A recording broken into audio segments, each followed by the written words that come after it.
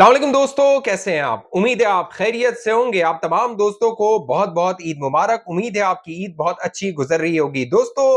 Iran हमले से पहले सऊदी अरब और मुत्तहदा अरब इमारात ने यह तासुर दिया था कि वो इस जंग में न्यूट्रल हैं, वो इस जंग में शामिल नहीं होंगे। ईरान को यकीन दहानी करवाई थी कि सऊदी अरब और यूएई की जो जमीन और फिजा है वो उसके खिलाफ इस्तेमाल नहीं होगी। लेकिन अब जो खबरें आ रही हैं वो ये बता रही हैं कि सऊदी अरब और यूएई ने अमेरिका को इस जंग में शामिल होने का ग्रीन सिग्नल दे दिया है। बाकायदा ये खबर आ रही है कि शहजादा मोहम्मद बिन सलमान का अमेरिकी सदर डोनाल्ड ट्रंप के साथ रोजाना की बुनियाद पर राब्ता है और अब सऊदी अरब ने एक अहम जो फौजी बेस है वो ईरान पर हमले के लिए अमेरिका के हवाले करने का फैसला कर लिया है। इसी दौरान ये खबरें आई कि यूएई के जो वजीर खारजा है उनका राब्ता हुआ है अमेरिकी वजीर खारजा से और यूएई ने अमेरिका को यह बावर करवाया है कि अगले 9 माह तक वो ईरान के खिलाफ जंग लड़ने को तैयार है। और इसी दौरान खबर यह आती है कि army chief general Asim Munir की शिया उलमा के साथ पाकिस्तान में 18 तारीख को मुलाकात होती है और इस मुलाकात के 2 दिन के बाद जुमे वाले रोज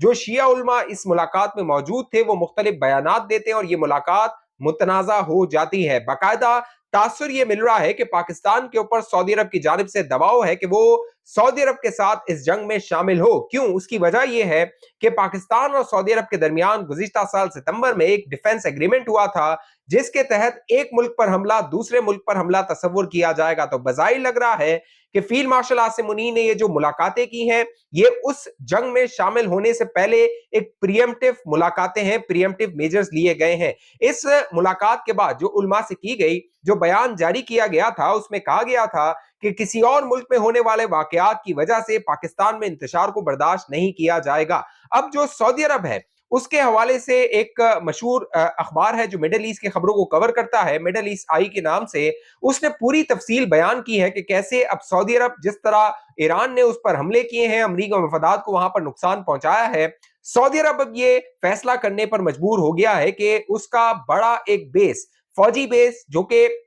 अमेरिका के इस्तेमाल में नहीं था, किंग फहद एयरबेस, वो अब अमेरिका इस्तेमाल करेगा। इससे कबल अमेरिका जो प्रिंस सुल्तान एयरबेस है वहां से अपनी कार्रवाइयां ईरान के खिलाफ कर रहा था, लेकिन जो ईरान के ड्रोन्स थे वो वहां पर पहुंचकर अमेरिका की तंसीबात है, अमेरिका के जो फाइटर जेट्स हैं उनको नुकसान पहुंचा रहे थे। गुज़िश्ता दिनों ये खबरें आई थी कि 5 के करीब जो जेट्स हैं अमेरिकी जेट्स वो प्रिंस सुल्तान एयरबेस पे तबाह हुए थे। जो ड्रोन्स थे ईरान के उन्होंने उनको निशाना बनाया था। लिहाजा अमेरिका ने यह फैसला किया कि सऊदी अरब में ताइफ का जो इलाका है वहां पर जो किंग फहद बेस है उसको सऊदी अरब से हासिल किया जाएगा। इस हवाले से मिडल ईस्ट आई रिपोर्ट कर रहा है कि गुज़िश्ता दिनों डिपार्टमेंट ऑफ वॉर जो कि डिपार्टमेंट ऑफ डिफेंस हुआ करता था अमेरिका का, उसके एक अफसर ने राब्ता किया जो कि वजीर दिफा है सऊदी अरब के किंग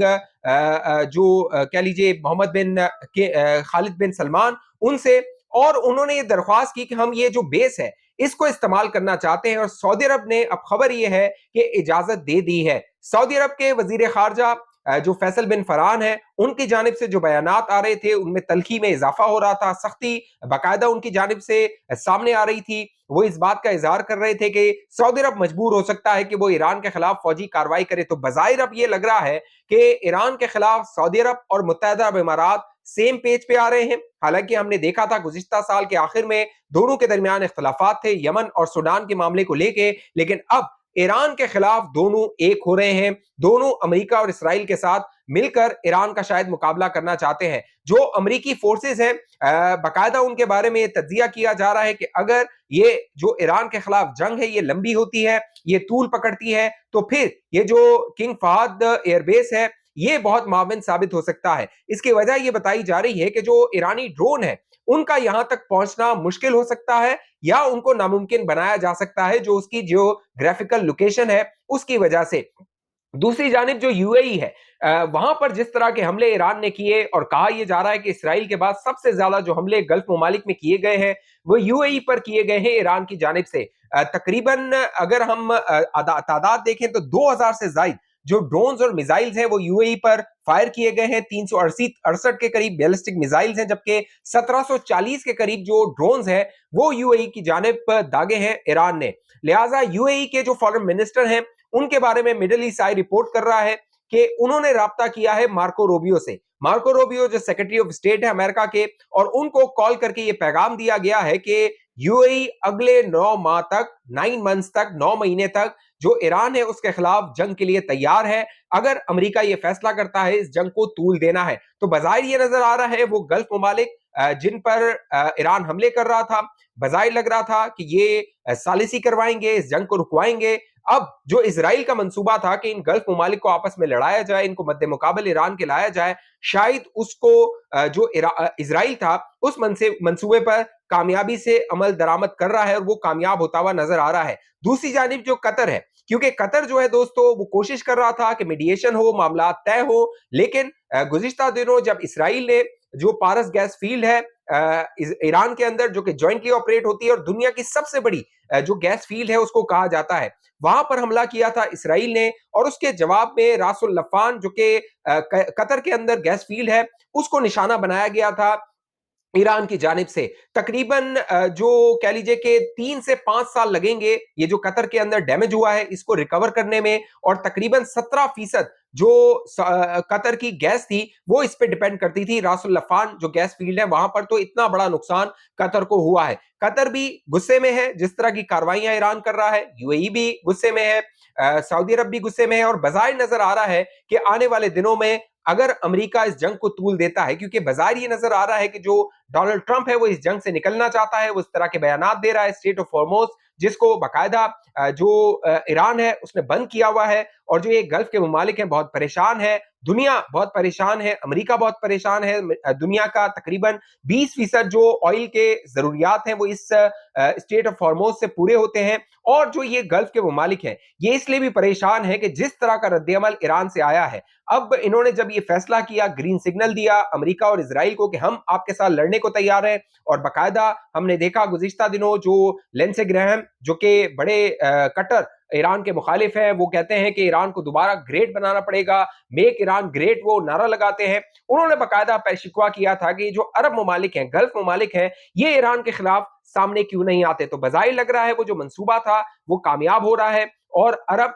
और जो गल्फ ममालिक है वो ईरान के खिलाफ खड़े हो गए हैं। ईरान जिस तरह मुकाबला कर रहा है, जिस तरह अपनी मिसाइल्स और ड्रोन टेक्नोलॉजी का इस्तेमाल कर रहा है, ये जो गल्फ ममालिक है ये इससे भी परेशान है कि अगर इस जंग में ईरान कामयाब हो जाता है तो दोस्तों जो ईरान है एक मजबूत मुल्क, एक मजबूत रियासत के तौर पे सामने आएगा। अगर वो अमेरिका और इसराइल को लिटा देता है, शिकस्त दे देता है, तो सऊदी अरब, यूएई और दीगर जो ममालिक हैं बज़ाहिर लगता है कि ईरान उनमें डोमिनेट करेगा गल्फ के अंदर। इसीलिए इनकी कोशिश है कि ये जंग जितनी तूल इख्तियार करे, जितनी लंबी हो, जो कह लीजिए मोहम्मद बिन सलमान है वो भी इस हवाले से थोड़े से कॉन्शियस है, बाकायदा बज़ाहिर लगता है कि वो अनकंफर्टेबल है कि ईरान के अंदर जो नई क़यादत आई है, क्योंकि बज़ाहिर लग रहा था कि ईरान के अंदर रिजीम चेंज हो जाएगी, वो ख्वाब पूरा नहीं हो सका। मुश्तबा खामनाई ने टेक ओवर किया, और मुश्तबा खामनाई भी वही हिकमत अमली अपना रहे हैं जो उनके वालिद आयतुल्लाह अली खामनाई की थी। लिहाजा जो ईरान की हिकमत अमली है, ईरान की डिटरेंस है, ईरान की कह लीजिए कि अपना दिफा करने की सलाहियत है, उसने इन गल्फ ममालिक को परेशान किया है। और बज़ाहिर जो अब खबरें रिपोर्ट हो रही हैं उनके मुताबिक जो कह लीजिए ये गल्फ के ममालिक हैं ये ईरान के खिलाफ सामने आ सकते हैं। अब जो इजरायली वजीर आजम है उन्होंने गुज़िश्ता दिनों खिताब किया, और उस खिताब के अंदर उन्होंने एक जो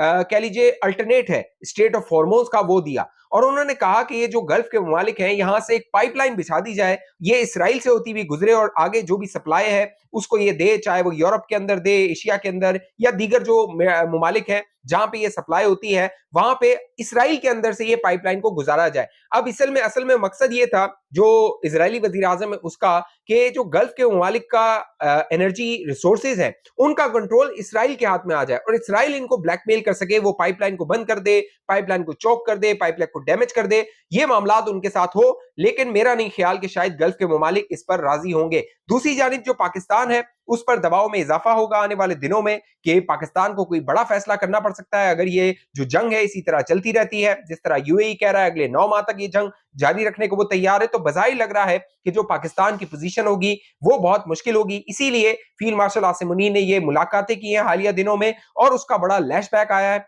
बड़ा उसका रद्द-ए-अमल आया है। कुछ उलमा ने बाकायदा army chief general Asim Munir के हवाले से अपने तहफ़्फ़ुज़ात का इज़हार किया, कहा कि उनका लहजा जो तौहीन आमेज़ था, लेकिन कुछ जो उलमा थे उनमें मौजूद थे उन्होंने उसकी वज़ाहत भी की कि उनका मकसद क्या था, जो आर्मी चीफ थे उनका। تو دیکھنا ہے آنے والے دنوں میں کیا صورتحال اختیار ہوتی ہے، لیکن بظاہر لگ رہا ہے کہ جو اسرائیل کا منصوبہ تھا دوستو وہ کامیاب ہونے جا رہا ہے، لیکن فتح ایران کی ہونے والی ہے۔ اس حوالے سے آپ دوستوں کی جو بھی رائے نیچے کامنٹ کیجئے۔ اب تک یہ چینل آپ نے سبسکرائب نہیں کیا ضرور سبسکرائب کر کے ساتھ گھنٹی کا نشان اس کو دبائیے، ویڈیو کو لائک کیجئے، شیئر کیجئے، فیس بک کے دیکھنے والے دوست پیج کو لائک فالو کر کے اس ویڈیو کو لازمی شیئر کیجئے۔ اگلی ویڈیو تک مجھے اجازت دیجئے، اپنے خیال رکھیے گا۔ پاکستان